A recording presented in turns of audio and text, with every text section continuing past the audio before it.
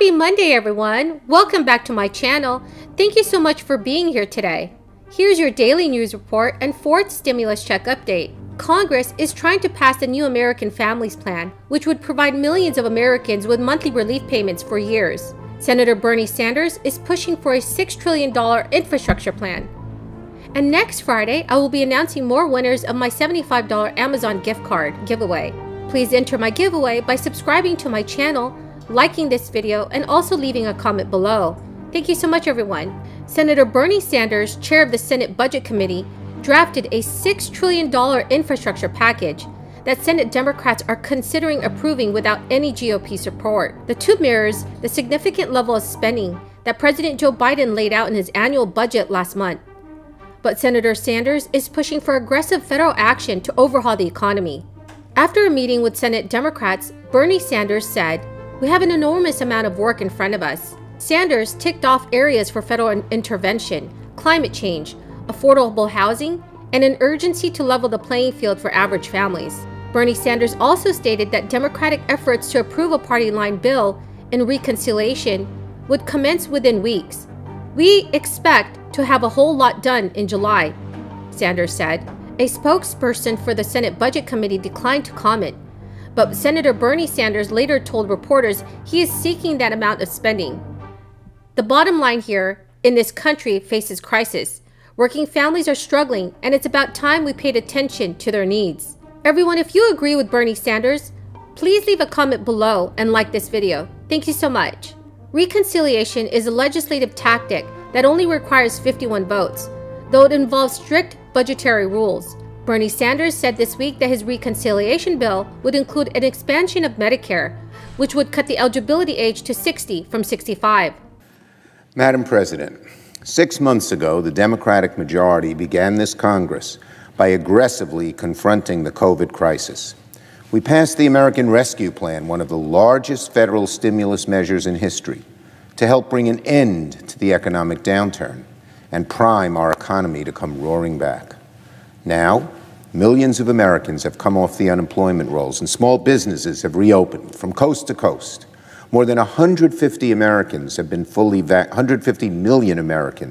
been fully vaccinated. We need, of course, to keep up the effort to inoculate the rest of the country.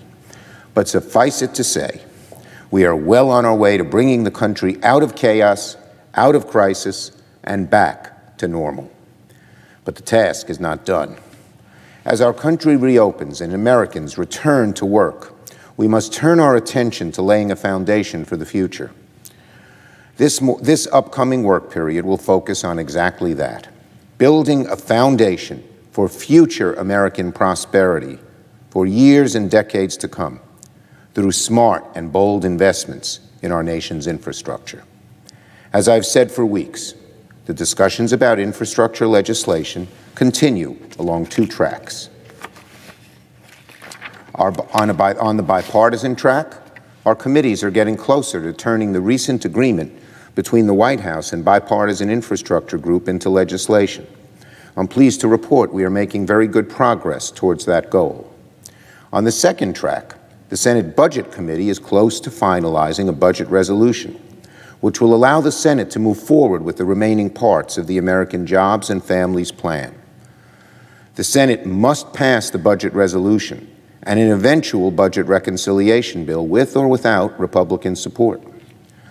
The fact of the matter is, brick and mortar infrastructure is very important, but it's no longer the only type of infrastructure that matters in the 21st century. Human infrastructure, what many might call family support, as our families come under increasing pressure in this modern society. Things like childcare, family leave, education, health care are just as essential to giving our citizens opportunity as building roads and bridges and railways. Both are very important.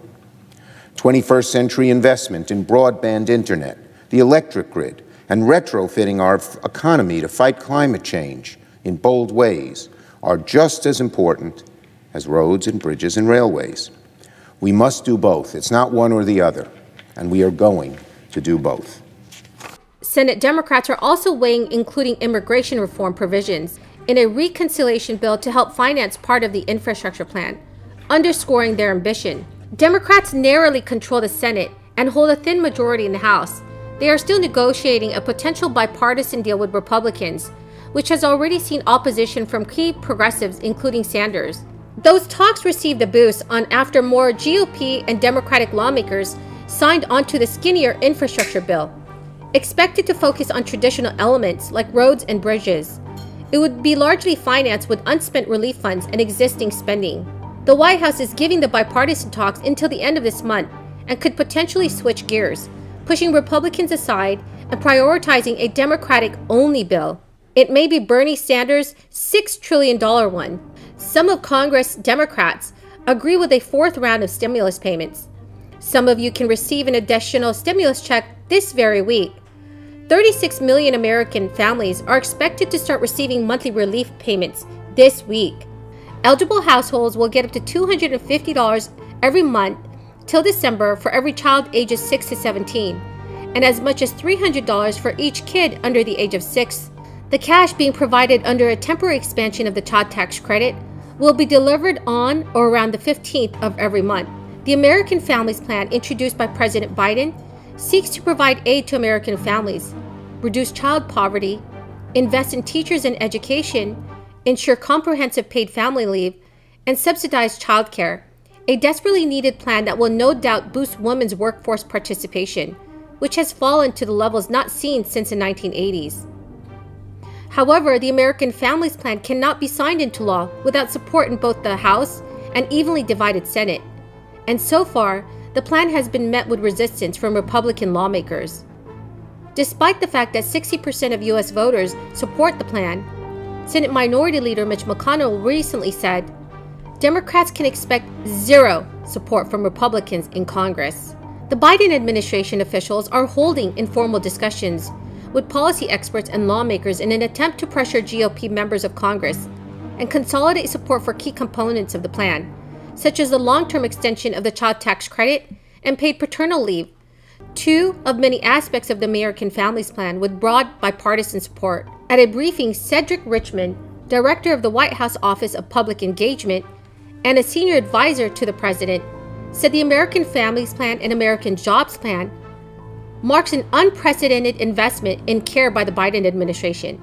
If passed, the plan will ensure that low and middle-income families spend only up to 7% of their income on childcare. By focusing on reducing the cost and increasing the quality of childcare, the Biden administration hopes to build a strong workforce that includes mothers and women. So everyone, do you think that President Joe Biden's American Families Plan should be passed? Please leave your thoughts in the comment section below. So that is the end of the video, everyone. Thank you so very much for being here today. Remember that next Friday, I will be announcing more winners of my $75 Amazon gift card giveaway. Please enter the giveaway by subscribing to my channel, liking this video, and also leaving a comment below. Thank you so much, everyone, and have a very blessed Monday.